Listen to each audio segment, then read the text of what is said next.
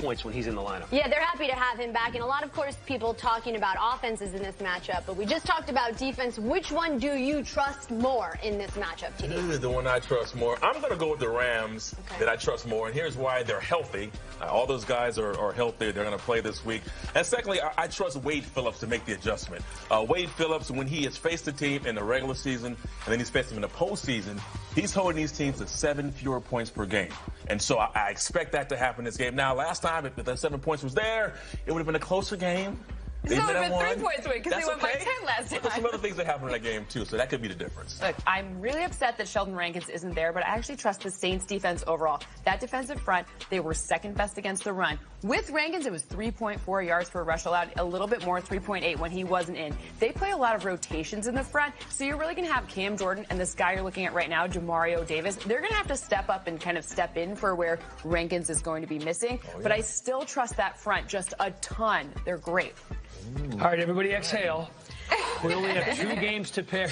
We're going to pick the first one now. Okay. I'll start things off. I'm going to go with the Rams, including the preseason. This is going to be their 3rd trip to New Orleans this season, and you know how hard it is to beat a team 3 times. I feel like the Rams have experienced the noise. They've been there before. They will limit Michael Thomas and Alvin Kamara, and Jared Goff will take that next step.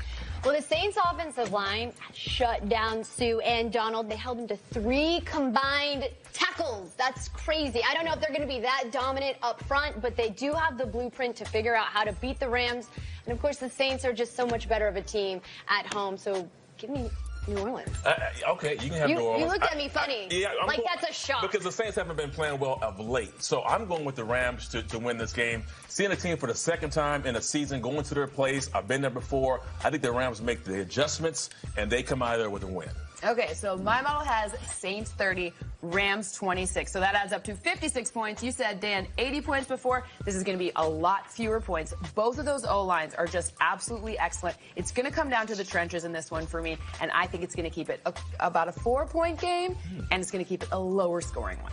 Really? I like where your head's at, Cynthia. All right, AFC title game picks in a bit. Let's talk individual performances, more or less time. Drew Brees, 267 passing yards.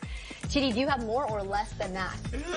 I'm going to go slightly more for Drew Brees in this game, and I think the Rams defense is going to have a lot to say in this game, making those adjustments. So probably just a little bit more. I'll say about 280, not quite 300, but about 280 in this game. I like the in that one. I'm going more as well in this one. I think this one's going to come down to the variety of different passing options that he has. He's thrown a touchdown to 13 different receivers this season alone. So I think this one's all about the execution style offense and that working for Brees. All right, let's talk potentially the best running back in this game. Todd Gurley, 100 scrimmage yards, TD. Yeah, Todd has been rested up the last couple of weeks, had a really good game last week.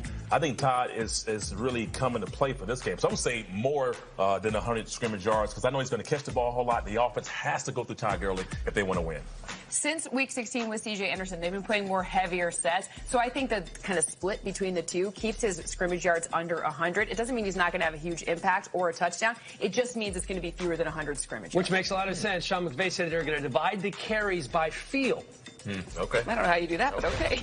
Let's talk another pretty good running back, Alvin Kamara. Will he have more or less than 100 scrimmage yards, TD? I just like him so much that I have to say more because he is that explosive running back. You have to get this guy the ball. You watch him when he in his routes and how he... Anyway, he's going to have more than 100 scrimmage yards, period. He had 116 last time. I actually think it's going to be pretty close to that again this time, so that means more. I think they're going to absolutely have to rely on him to get the edge against the Rams. And you have him scoring a touchdown, yes or no? I do. Touchdowns everywhere. Touchdowns across the board still to come on NFL Game Day. Pick 'em